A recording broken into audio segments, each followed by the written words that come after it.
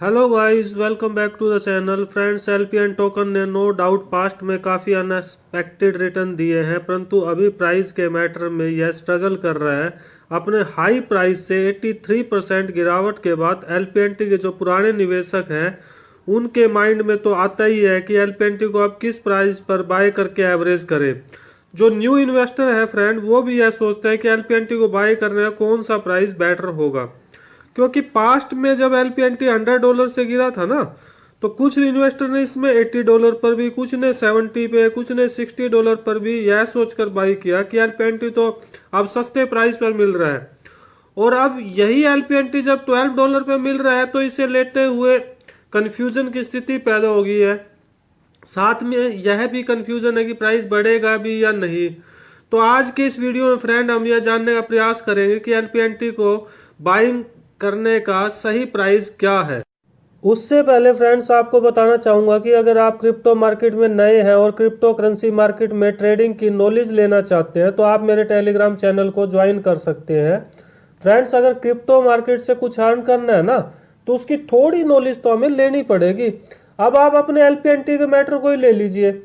जब investor LPNT को $70, $80, $90 के हाई प्राइस पे खरीद रहे थे ना, तब एक पैसे से भी कम मूल्य वाली क्रिप्टो करेंसी शिबा इनू ने हमें लगभग 20x 20 गुना रिटर्न दिए।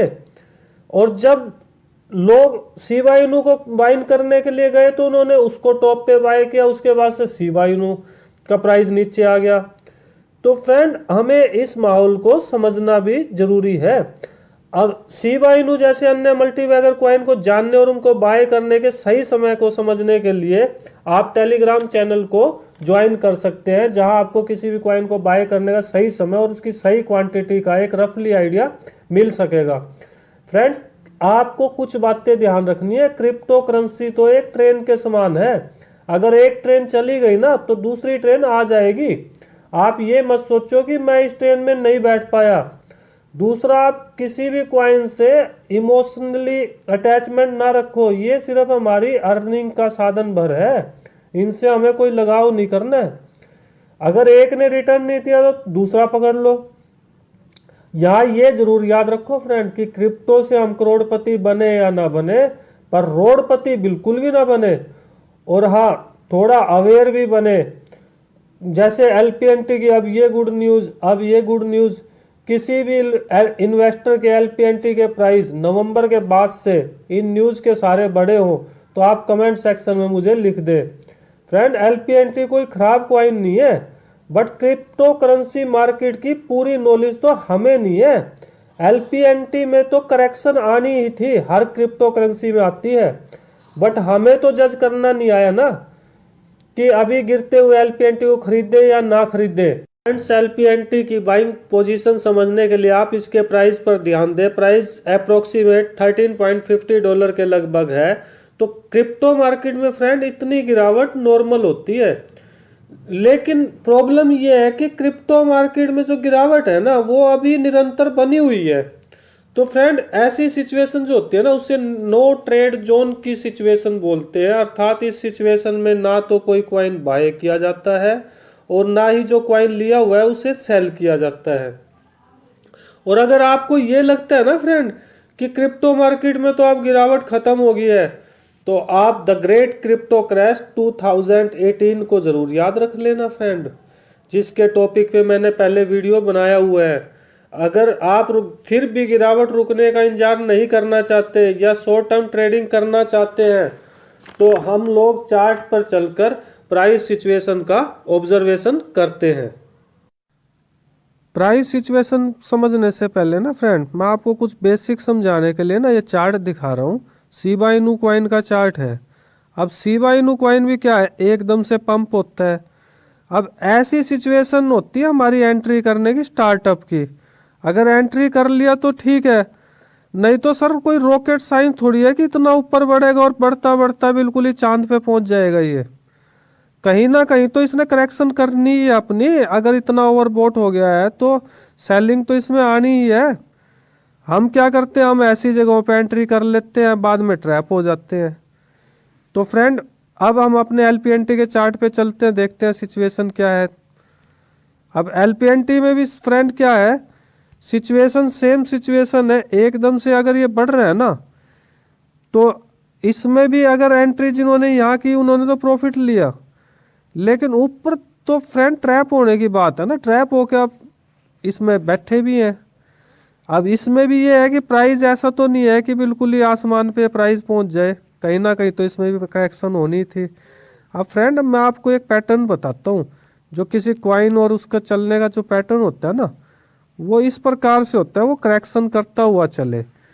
अर्थात यहाँ पे अगर किसी ने बाय किया है तो वो कुछ उसमें से जो बायर है वो निकल जाए सेल करके, प्राइस फिर नीचे आ जाए, वहाँ फिर बाइंग की पोजीशन बने, फिर बाइंग के बाद फिर ऊपर से कुछ सेलर निकल जाए। तो इस प्रकार से एक बैलेंस बना रहता है प्राइस में, और वो क्वाइन चलता भी सही ढंग से है। मे भी उसमें अगर डंप आ भी जाए, लेकिन वो डंप एक कुछ शॉर्ट टर्म के लिए होता है, वो फिर से ऐसे ही आप आगे बढ़ता रहता है। अब अगर आप देखो ना, तो हमारे टोकन की जो सिचुएशन थी ना, वो तो एक बैलून के समान थी। या तो बैलून में यहाँ शुरू में ही एंट्री कर लेनी थी, जब उसमें हवा इतनी भर गई ना कि बिल्कुल कहते हैं उसमें बैलून बिल्कुल ब्लास्ट होने वाले बैलून हो गया, ऐसी जगहों पे हम एंट्री की। अब वो बैलून ब्लास्ट हो गया तो फिर लॉस भी तो किसका हुआ, उसे तो ब्लास्ट होना ही था, क्योंकि ओवर लिमिट हो गई थी उसकी। तो ऐसी सिचुएशन को भी फ्रेंड हमने समझना होता है।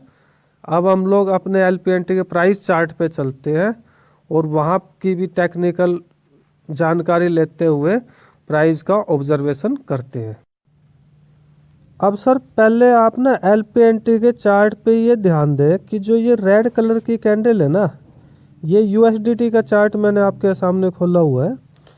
तो रेड कलर की कैंडल जब फॉर्मेट हो रही थी, अब निवेशक ने यहाँ भी $100 पे भी इन्वेस्ट किया, $90 पे भी इन्वेस्ट किया।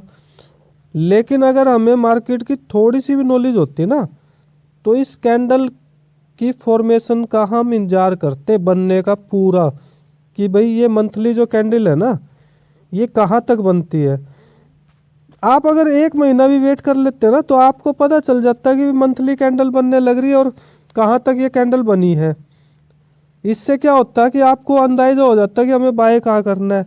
अब आपने ना तो चार्ट देखा, ना ही आपने वेट की, आप टॉप पे यहाँ यहाँ यहाँ यहाँ जहाँ आपको लगा कि भाई ये प्राइस कम हो गया है, वहीं पर आप बाइंग करते चले गए।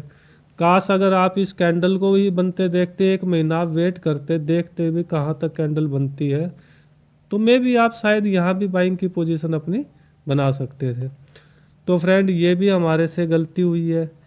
अब अगर आप देखें ना, अब प्राइस की सिचुएशन का, अब फाइनली मैं आपको बताता हूँ कि भाई इसकी प्राइस की सिचुएशन का हम कैसे अंदाज़ा लगा सकते हैं कि कहाँ खरीदे, कैसे भाई बढ़ेगा या नहीं बढ़ेगा।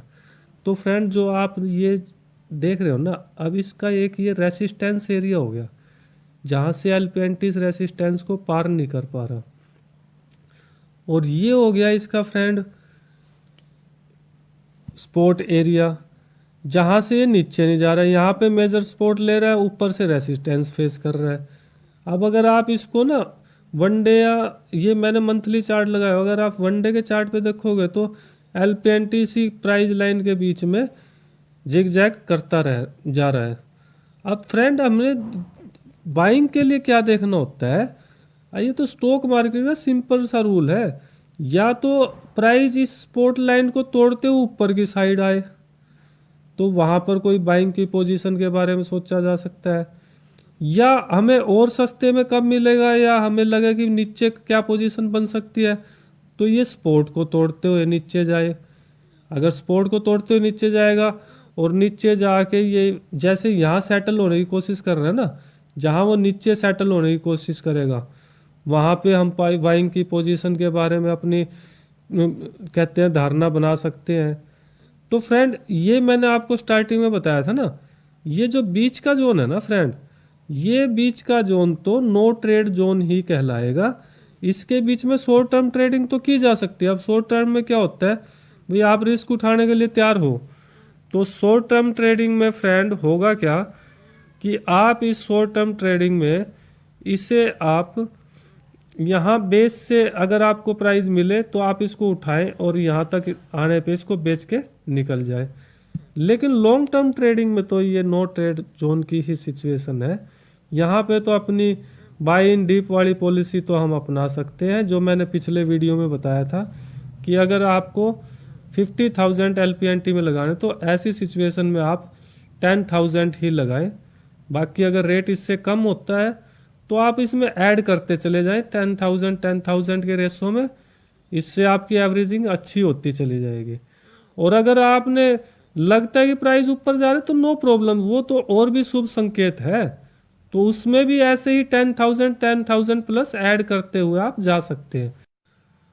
यहाँ आपने यह ध्यान जरूर रखना फ्रेंड, जो ये रेसिस्टेंस और ये सपोर्ट है ना, प्राइस अगर सपोर्ट को तोड़ के नीचे जाता है तो कहीं ना कहीं वो इसी प्रकार से सेट होने के साइन दे, और इसी प्रकार रेसिस्टेंस को तोड़ के ऊपर जाता है तो सेट होने के साइन दे, तभी बाइंग की कोई अपॉर्चुनिटी बन सकती है।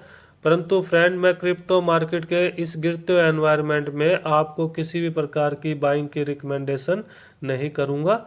हमें पहले क्रिप्टो मार्केट की गिरावट रुकने का इंतजार करना चाहिए, उसके बाद ही बाइंग की पोजीशन बनाने के बारे में सोचना चाहिए। सेकंड क्वेश्चन फ्रेंड, कि LPNT का प्राइस कभी इन फ्यूचर बढ़ेगा भी या नहीं। आप इस थ्योरी को ऐसे समझे फ्रेंड, किसी इन्वेस्टर ने अगर $100 पे LPNT को लिया हुआ है ना, तो उसके लिए तो LPNT को बढ़ने के लिए काफ़ी लंबा सफ़र अब तय करना पड़ेगा। जब वो $100 से ऊपर जाएगा तो उस इन्वेस्टर के लिए यह तब बढ़ा हुआ माना जाएगा। और अगर किसी इन्वेस्टर ने $7 पे अगर LPNT को ले लिया है तो उसके लिए तो ऑलरेडी बढ़ गया है LPNT का प्राइस।